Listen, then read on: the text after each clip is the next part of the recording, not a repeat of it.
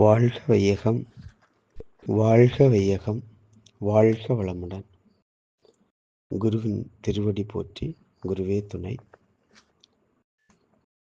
நண்பர்களே, இன்று ஓஷோ அவர்களுடைய சிந்தனையிலிருந்து ஒரு சில சிந்திக்க இருக்கின்றோம். ஒரு ரோஜா மிக அழகாக பூக்கின்றது.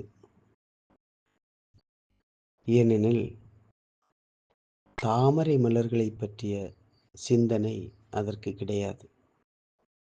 அதுவே ஒரு தாமரையும் மிக அழகாக பூக்கின்றது, மலர்கின்றது. ஏனெனில் மற்ற மலர்களை பற்றிய எண்ணம், மற்ற மலர்களை பற்றிய கதைகள் அது கேட்பதில்லை. இந்த இயற்கையில் அனைத்துமே மிக அழகாக அதனதன் தன்மைக்கு ஏற்றவாறு, ஒரு ரோஜாவின் தன்மைக்கு ஏற்றவாறு அது மிக அழகாக இருக்கின்றது. அதுவே ஒரு முள்ளின் தன்மைக்கு ஏற்றவாறு அது அழகாக இருக்கின்றது. ஒரு ரோஜா முள்ளாக மாற நினைப்பதில்லை. ஒரு முள் ரோஜாவாக மாற நினைப்பதில்லை. ஒரு ரோஜாதான், ஒரு முள்தான்.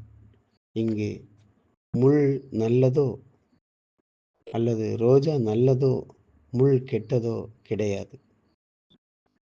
ஒரு ரோஜா நல்லதென்றும் முள் கெட்டதென்றும் நாம் அறுதியிட்டு கூற இயலாது.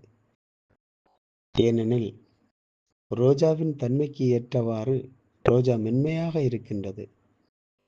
அதுவே முள்ளின் தன்மைக்கு ஏற்றவாறு அது கொஞ்சம் கடினமாக இருக்கின்றது. இந்த உலகத்தில் அனைத்து ஜீவராசிகளும் அழிந்து விட்டன என்று வைத்துக்கொள்வோம். ஒரு மனிதனும் இந்த பூமியில் இல்லை. அனைத்து மனிதர் இனங்களும் அழிந்து விட்டன என்று வைத்துக்கொள்வோம். அப்பொழுதும் இந்த ரோஜாவும் இருக்கும், இந்த முள்ளும் இருக்கும். ஆனால் அங்கு இந்த ரோஜா நல்லதென்றோ முள் கெட்டதென்றோ கூறுவதற்கு யாரும் இருக்க மாட்டார்கள். ஆக இந்த ரோஜா நல்லதென்றும் முள் கெட்டதென்றும் மனிதனுடைய மனமே தீர்மானித்துள்ளது. ஒரு முள்ளின் தன்மைக்கு ஏற்றவாறு அது அழகு. அது முள்ளாகத்தான் இருக்க வேண்டும் என்றால்தான் அது அழகு. ஒரு ரோஜாவின் தன்மைக்கு ஏற்றவாறு அது மென்மையாக இருக்கின்றது, மனம் வீசுகின்றது. அப்பொழுது அந்த ரோஜாவிற்கு அழகு. அந்த ரோஜா முள்ளாக மாற நினைக்கும் பொழுது ரோஜாவின் தன்மையை இழக்கின்றது.